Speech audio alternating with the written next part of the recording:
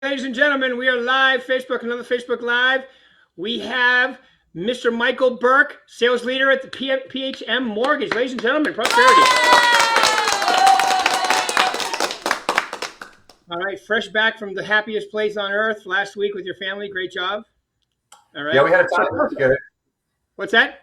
I was saying we had a time at Disneyland. The kids really wore us out. So when they were younger, we'd have to marathon them all day. Whereas this time we're like, hey, it's you guys ready to go? And they're not. At the age of 10 and 13, they'll stay until it closes. So Oh, yeah. Yeah. Do they still do the fireworks at night there? yeah, they got canceled because of wind, but here we are. That's okay. Well, at least it's dark earlier now. It's not like summertime where it's dark at 9. You got to stay up till 10 o'clock. Right. So, You're right. all right, Mike, Burke, tell us a little about yourself. How long you've been doing this wonderful thing called mortgages, and give us a little background. Yeah, for sure. So I've been in commission-based sales my entire adult life in different industries, and then I got into the mortgage industry back in 2009. Ironically, Rick, you might appreciate it. How I got into the mortgage industry was selling a vehicle on Craigslist, of all things. So I was selling a lowrider truck, one of the ones with the airbags and the switches and all that stuff. Yeah. And this guy called me to find out why I was selling it, and we had a great conversation. And I told him I was in a commission sales job, and we got a nasty pay cut, so I don't use this a lot. It just sits in my garage. He's like, hey, you're really good at communication. You should try mortgages, and the rest is history. So I jumped into that. I've since led over 1,000 loan officers in my career, overseen tens and tens of billions of dollars of originations, originated myself. Dabbled with that, kind of go on and off over the years, and happy to be here. So today, my current role is overlooking our team in loan officers at Prosperity Home Mortgage, primarily in Nevada, California, Arizona, and Montana. That's where my primary territory resides today. Wow. Wow. That's kind of a jump. California, Arizona, Nevada, Montana. By the way, Montana is beautiful. I'd spend time there. Oh yeah, it is gorgeous. Every time I go up there, I always joke with folks that if you were to ask someone who wasn't from the United States to draw a postcard of the United States, that's what they'd draw. It's very picturesque for sure. Yeah, it really is. I just don't. Drove my son 2 years ago. I say just 2 years ago. We took his car to Ohio State. He got accepted to Ohio State. So the last one, and drove him across, and he wanted to go through most of Montana, up that way through North Dakota stuff, and then down. And we spent a lot of time in Montana. It's absolutely beautiful. Absolutely. All right, all right, so tell us what's going on out there. I know you guys have some wonderful. I know, and I mean, you have so many good mortgage originators too. I could name them off, but I won't do that because I know I'll forget somebody. But tell us a little about what's going on. What do you see? I mean, the big Fed day today. What's happening out there? Yeah, for sure. So this last year's really been an interesting time. The last 2 years, I feel like folks are just continuing to wait for that positivity, that positive news. When's the right time to buy? And it seems like every 90 days, we're about ready to go ahead and crest that bridge, and all of a sudden we get some sort of new big headline that slows buyers and consumer sentiment down, right? But the reality is, our applications are up year over year. Next year, the goal for the team is to get to $300 million in origination. We have some folks that are setting record years individually as loan officers. So they're making it happen. I think the gap that we see, so if you're either a home buyer watching this or you're a real estate agent professional helping home buyers, it's just that education on what's really happening. If you look at government loans, you can see that the affordability on VA and FHA is in a really, really good spot right now when it comes to the interest rates and the payments for buyers. And then conventional has come down to the point where right now, and then back in March, we're looking at kind of the two lowest windows that we've seen in 2025 in general for interest rates. So, and then of course, you have the holiday season. There's always some seasonality to our business. So if someone's serious enough to list a home during the holiday season, in my opinion, they're probably pretty motivated to let folks walk through their home and tour it during the holidays. And maybe you can just get a better deal. I could tell you that my wife and I one year, we did go home shopping during the holiday season. We toured some houses that were all done with their Christmas trees up and things of that nature, walking through their houses. And we put some offers in. And ironically, we didn't buy that time, Rick, because we got outbid. But that just goes to show you houses do move in December. They really do. I did a video yesterday that said, the only thing that slows down is if you slow down, because the market is still very steady. There's a lot going on. And, it's a good time to get out there, especially since a lot of agents, will tell you, oh, yeah, it's just is slow this time of year. They want you to agree with them so they can feel comfortable that they're decided to coast through the end of the year, and that's just what you're doing. You're coasting. It's either a work. I mean, your kids still go to school, right? My wife still goes to work. I mean, you got to go to work. You got. I mean, take time off, but when it's time to work, you work. So, what do you see the Fed doing today? You think they're going to come down another quarter point? It seems like that's what most folks are thinking. I think the reality is that when we have these Fed meetings nowadays, it's pretty much baked into the secondary market with the lenders. So you're going to see that on these days and the day after, the business day after, you don't really see a big drop, even if the Fed does go ahead and make that adjustment. It's important to dictate that the Fed rate directly impacts variable rate variable rate debts out there, like home equity line of credit, credit cards, right? Things like that. So if there's a 0.25% drop, you'll see a 0.25% drop that very next day on that variable rate debt. Whereas a fixed rate mortgage, that gets indirectly impacted by these decisions. So it's more the temperament of the news and really what's going on out there, right? Are people bullish or are they more on the bear side? Like what are they doing with their money? Where's the money going out there? Where's it flowing? And that usually tells you where rates are going to head. Are they going up or are they going down? Yeah, good.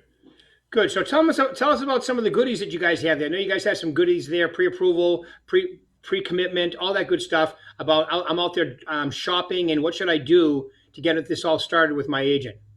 Yeah, for sure. I'd say that this year has been by far and large the most exciting time in my mortgage career. And like I said, I've been in it 16 years just because of the amount of solutions that are out there for consumers for us to say yes to. So there's a lot more solutions for gig workers, right? Folks that are out there, they're Uber driving, or maybe they're doing they're in a band and they make money because they go place to place and they do things like that.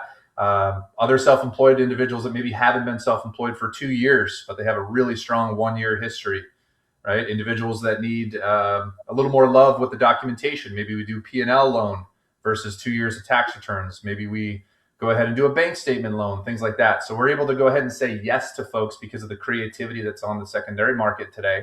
And without nerding out, what that means is investors have a much heavier appetite right now to help that middle ground get over the hump, right? Because back when RESPA came out after the '09 meltdown, in my opinion, I think Uncle Sam went real 180, right? So they went from being way too loose out there for lenders, right, having almost no oversight where it was a real problem, right, to the opposite of saying we got to really hunker this down and lock it down.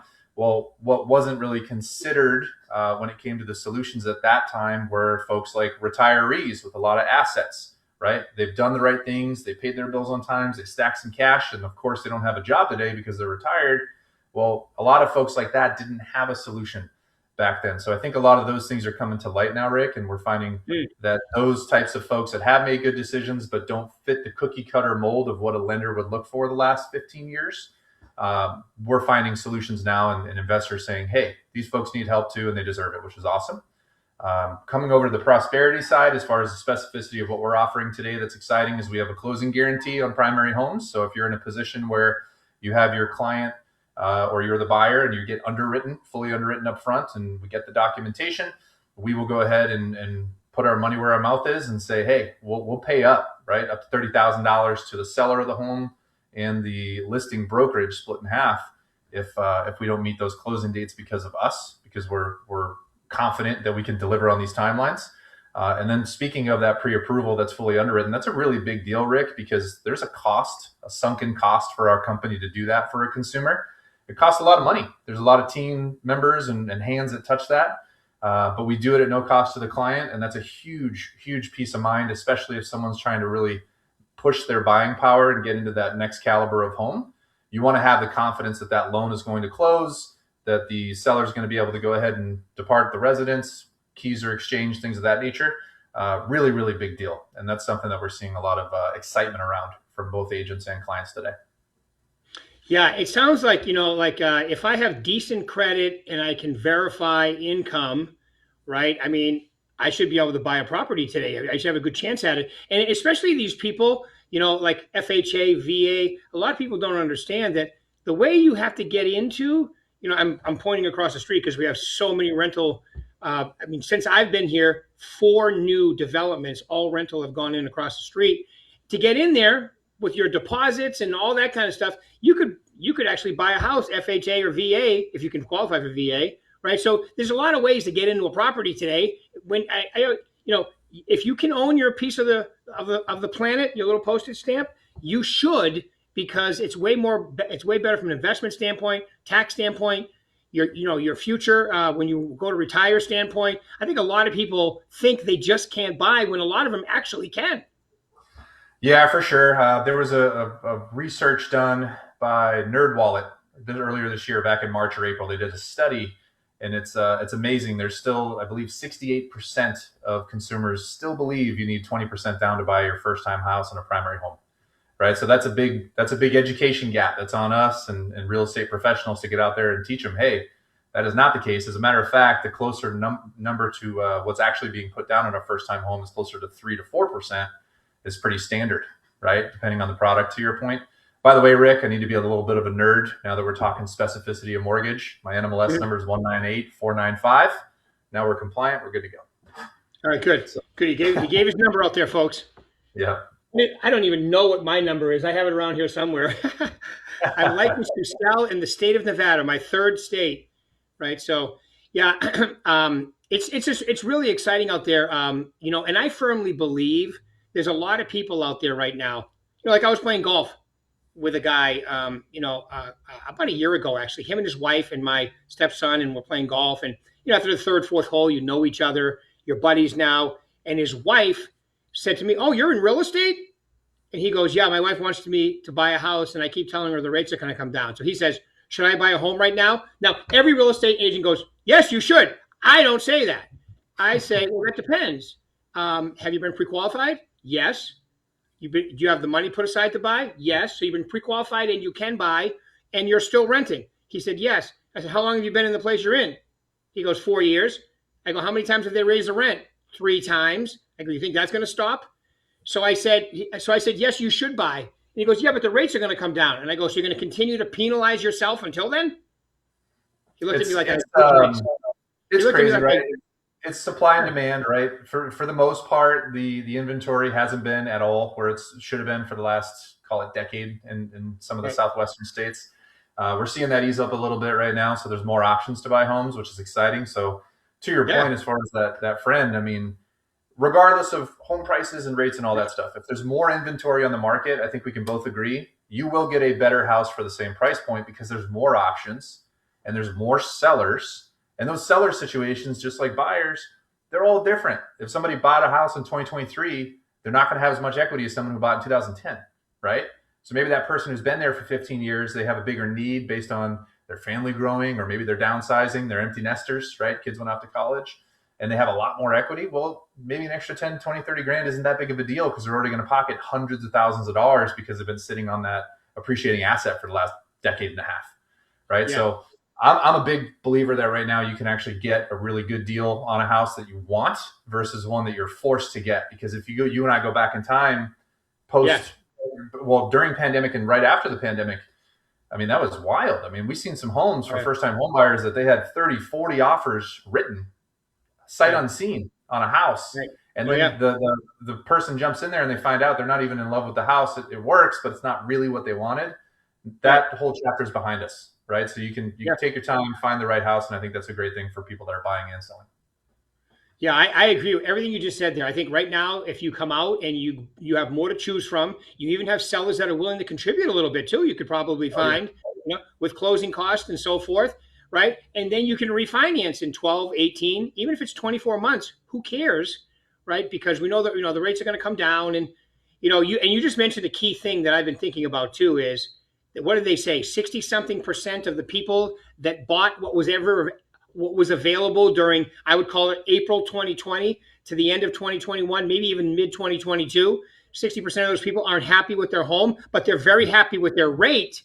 So what rate is going to cause them to move? Because we know that's a wave that I think is coming once the rates hit a certain amount, right? So if you could look into your crystal ball, do you have it there with you today? I can't see it. No, it's put away today. Actually, I apologize. Yeah.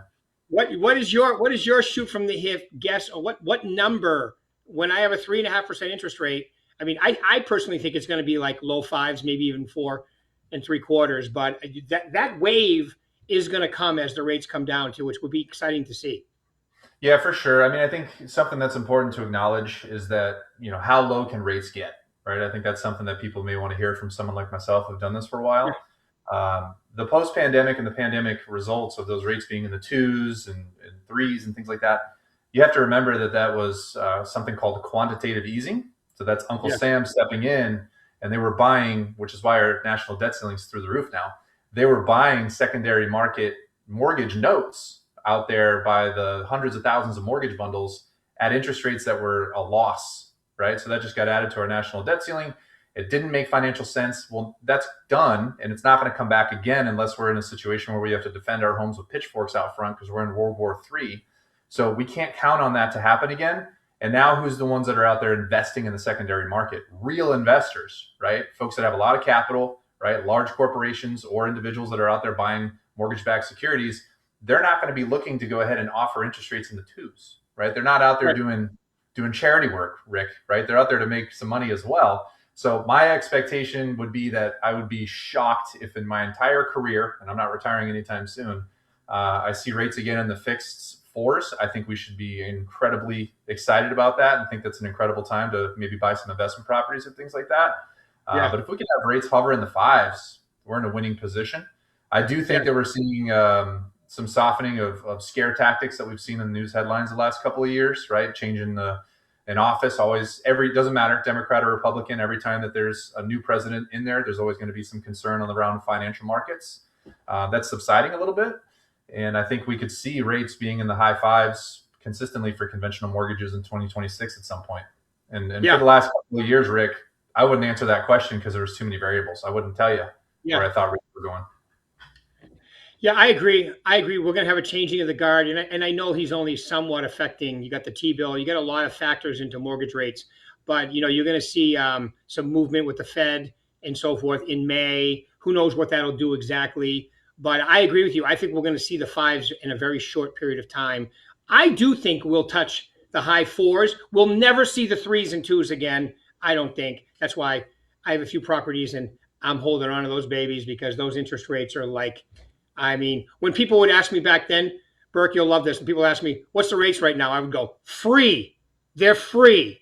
So buy something because 2.5, 2 points. When it got into the twos, I'm like, okay, this is ridiculous. I am obviously dreaming. Someone pinch, my first, oh, here we go. Back in my day, my first interest rate, I remember when they came down below 10 for the first time. I was like, this is amazing. This business is easy.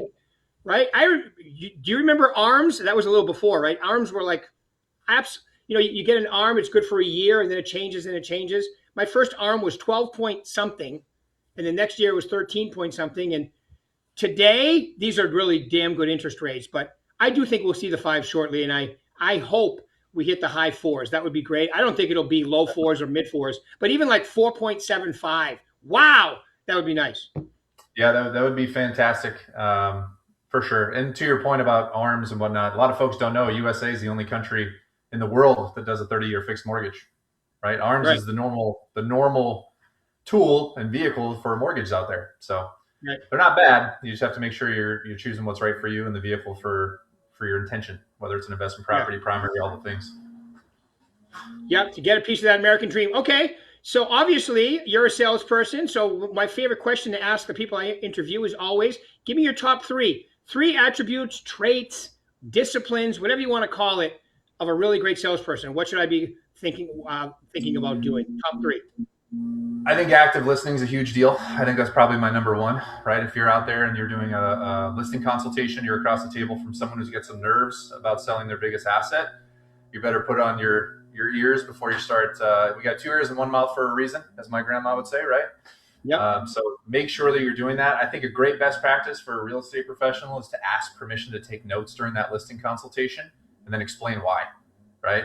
Would it be okay, Rick, if I go ahead and take some notes here? It's very important to me. I pride myself on not asking the same question twice. This is a really, really big deal that we're going to go ahead and sell your home, and I want to get it right the first time. Is it okay if I take notes during this session? That'll stand out. That'll stand out. That'll be a difference maker, especially if you're up against some local competition on the real estate side. So I'd say active listening is a really big deal. I would say that features and benefits is a big one, right? Like if you go to a car dealership and all they do is rattle off the features of a car. Hey, Rick, It's got cross stitch leather. It's got AC. It's got multiple dual own AC. And then to ask you about what you're using the car for or why you're switching to a four door from a coupe, that's going to come across really cheesy, and you're not going to buy. Yeah. It's going to be annoying, as a matter of fact, right? So you want to make sure you understand how does this transaction benefit your client, right? What is the benefit of upsizing or downsizing their home? What is the benefit of moving to Summerlin if you're in the Vegas market, right? Why is this? How long has that journey been in their mind? Is this a want? Is it a need? And then build that relationship around what it is that they're trying to accomplish. Be selfless and put your client first, and you'll find yourself in a position where you're winning more often than not. And certainly it's a lot more comfortable for all parties involved. I think that's key, right? Because you don't want it to be uncomfortable for the client, you want it to be uncomfortable for yourself as a professional. Yeah. So those would be two of them. And then a third one, we'll go bonus. I would say, do what you say. Do what you say. Execute, right? Be proactive. If follow up, be intentional with your follow-up systems and follow through. And sometimes bad news happens, right? Bad news and good news have to travel just as fast as each other. So don't beat around the bush. Make sure that you're very transparent with your clients throughout the entire process. And I think you'll be in a good spot. I love it.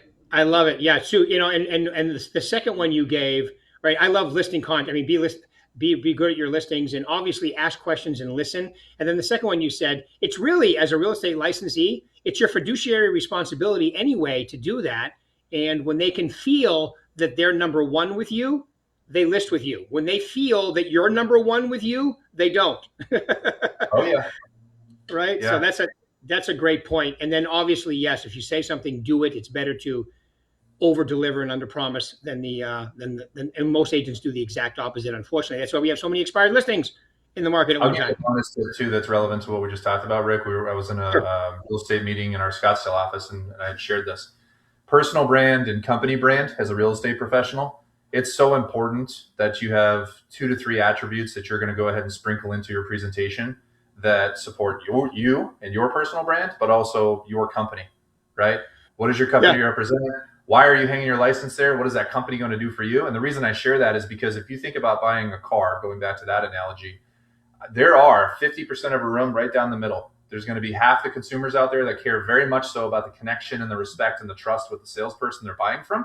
And then the other half's going to care more so about the dealership reputation, their ability to go ahead and service the car for warranty needs without any concern or pushback. And that matters more. So if you had to pick one or the other, the room's going to be split in half. By the way, I'm the salesperson guy. I care more about my relationship with the person selling me the vehicle than the dealership. But don't sell the way that you buy, right? If you're one half of that equation, don't only tailor your sale because you're missing half of your audience. Do both. There's value in both. Present yourself, present your organization. Right. I agree. Yeah.